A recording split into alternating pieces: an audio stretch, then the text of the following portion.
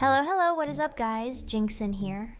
And it's been a while since I last made a build video due to how long it took me to grind all the growth stones and stuff to make a new build. But I managed to somewhat finish upgrading all my gears, and I also got the second sync on my weapons. So at least now I can freely swap weapon builds to try out things. So the first thing that I tried after getting the second weapon sync is sword and dagger, which I think would be pretty fun with all the bonus damage setup. So I'll just go ahead and show you guys my setup first, before I talk about how the build works and stuff. I use Dagon's sword since it gives a pretty good amount of attributes, alongside 8.5% cooldown reduction, which is also my favorite stat in the game. Same thing with Razorthorn shredders, which also gives a high amount of cooldown reduction.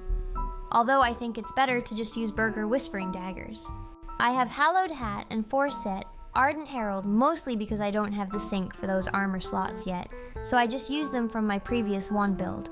I also prefer Forward General Cloak over Starlight Fur Cloak, because it has bonus damage and evasion stuff, which is what I'm building towards. I would also replace my current rings with Trent Lord and Nature Advance rings, for even more bonus damage, rather than whatever the other two that I have. I also got a bunch of bonus damage rune synergies on my weapon and bracelet, instead of the attack speed synergies, since I can compensate that with the Cleaving Moonlight attack speed buff. I also tried the Deathless One artifact setup for the bonus damage 4 set effect. However, the DPS is still not as good as the Chaos Harbinger set. And I also suggest you guys to get a lot of melee evasion traits, so that it's easier to survive in open world dungeons, now that I've covered pretty much all my gear stuff. Next, I'll be showing you guys my skill setups. The first one I often use when running dungeons or anything boss related for more single target damage. And with the attack speed buff specialization from Cleaving Moonlight, I find myself to do more DPS when I just cast it once instead of twice, so that I can use other skills quicker. I also use knife throwing because it does like 6 hits excluding the offhand attack, which will cause Roar Amplifier from Sword and Shield to proc 6 times as well.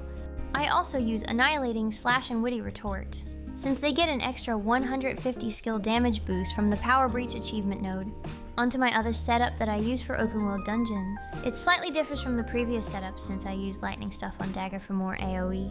And I also replace Strategic Rush with Whirling Shield since I have Dagon's sword, so it will bounce a bunch of times when hitting more than one target, and proc Roar Amplifier as well. And since there's little sustain on sword and dagger, I put Vampiric Strike just in case if my health got a bit too low. Lastly, I want to show you guys my weapon mastery setups. And I also only have one setup for any type of contents, excluding PvP. So for dagger, I have the Bloodseeker mastery node just because sustain is kind of scarce on this class. And plus, the critical damage penalty isn't too crazy, so I thought why not? I would also suggest you guys getting the offhand frenzy node on the top left, because I think it'll be more beneficial if you can do double hits more often, since it's pretty much double damage, right? As for the sword masteries, I try to get as much attack speed nodes as possible, and the blade momentum node on top right is also very crucial for your sword skill DPS.